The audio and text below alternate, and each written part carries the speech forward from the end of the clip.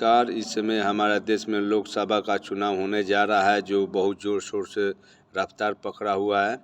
और अपना नेता सोच समझ कर चुनिएगा और अपना बहुमूल्य वोट देकर अपना नेता चुनिएगा और किसी के बहकावे में मत आइएगा। आप लोग से मैं यही अपील कर रहा हूँ। और एक बार फिर हम लोग नरेंद्र मोदी जी को हाथ को मजबूत करना चाहिए। जिस गति से हमारा देश आगे बढ़ रहा है उसमें उसी तरह आगे बढ़ते रहे और उसमें जो विकास गति जो है उसमें ब्रेक न लगे। इसीलिए हम लोग एक बार नरेंद्र मोदी जी को चुनना चाहिए। और मैं अपने बिहार के सिवान जिला के जो जनता जनार्दन है, मैं उन लोगों से मैं अपील करना चाहता हूँ कि एक बार हम लोग सिवान में हमारे हिना साहब को मौका देना चाहिए। और हिना साहब को मौका देना चाहिए। जो मोहम्मद शहाबुद्दीन के शासनकाल में जो कार्य स्थगित रह गया, फिर उसको हमारे हिना साहब उस कार्य को आगे बढ़ाए। और हम लोग बीजेपी को, एनडीए को सिवान में 15 साल 10 साल हमारे ओम प्रकाश यादव जी को देख चुके हैं और 5 साल हम कविता देवी को भी देख चुके हैं। एक बार हम लोग को हिना साहब को सपोर्ट करना चाहिए।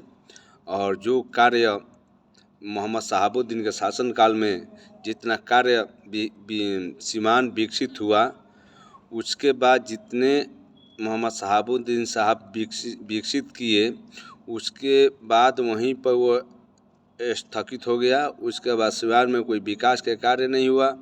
और इसीलिए मैं अपने सिवान के जनता से मैं अपील करना चाहता हूं कि एक बार फिर हमारे हिना साहब का हाथ को मजबूत कीजिए। जो कार्य बचा हुआ है वो हमारे हिना साहब उसको पूरा करेगी। मैं उनसे यही अपेक्षा करता हूं। और यही मैं आप लोग से बोलना चाहता हूं। एक बार हमारे सिवान के जनता है जो एक बार हिना साहब को हम लोग चांस देना चाहिए। जो जितना मोहम्मद शहाबुद्दीन के शासनकाल में सिवान विकसित हुआ, उतना अभी कोई सिवान में के एमपी विधायक कोई कार्य नहीं कर पाया जितना मोहम्मद शहाबुद्दीन के शासनकाल में विकसित सिवान हो गया। और एक बार वही उसी रफ्तार को फिर से पटरी पर लाने के लिए हम लोग को हिना साहब को चुनना चाहिए। और वो हमारे पब्लिक के बीच में रहती है। जो भी दुख सुख होगा वो हमारे दुख सुख में साथ शरीक रहती है। और एक बार उनको मौका दीजिए आप लोग। मैं यही आप लोग से अपील कर रहा हूँ।